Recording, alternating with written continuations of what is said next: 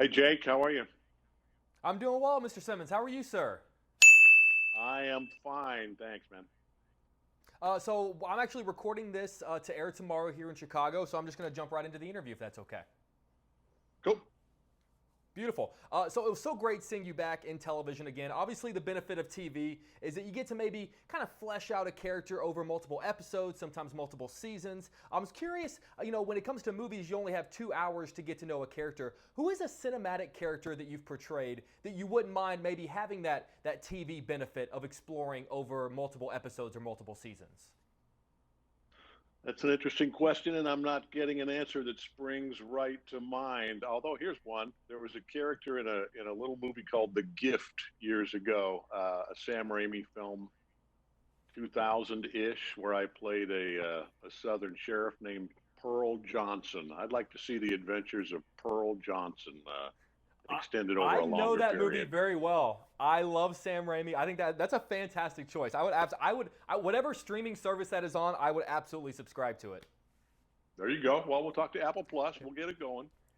Deal. I like it. Obviously, not the first time that you've portrayed a character in prison. I was a big fan of Oz whenever it was on HBO. I credit Oz for being one of the shows that kind of kicked off this great season of TV that we're in. Obviously, completely different characters, completely different circumstances. But when you slip back into a character that is in prison, did you have any flashback days to your days on Oz and the experience you had with that show?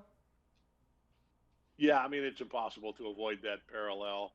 As you said, they're both incarcerated, but they're very different characters. But yeah, just putting on the prison uni definitely brought back little flashes from 1998. You have such a great tendency of playing characters who we initially might perceive as monsters, but they have a really interesting gray area in there. So it's a little bit harder to categorize them as one way or the other. Is it difficult to add that gray area in there when it comes to playing someone that it would be easy to write off as a monster?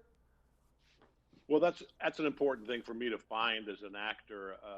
Some little gray area, as you say there, some glimpse of humanity when you're playing such a despicable character or a character who's done such despicable things.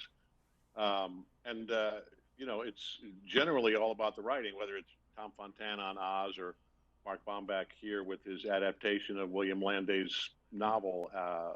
If it's not on the page, it's hard to get it on the stage. And in this case, those glimpses were there, and I kind of wiggle my way into them and maybe make a little more room for those looks inside the guy that are a little bit less bleak.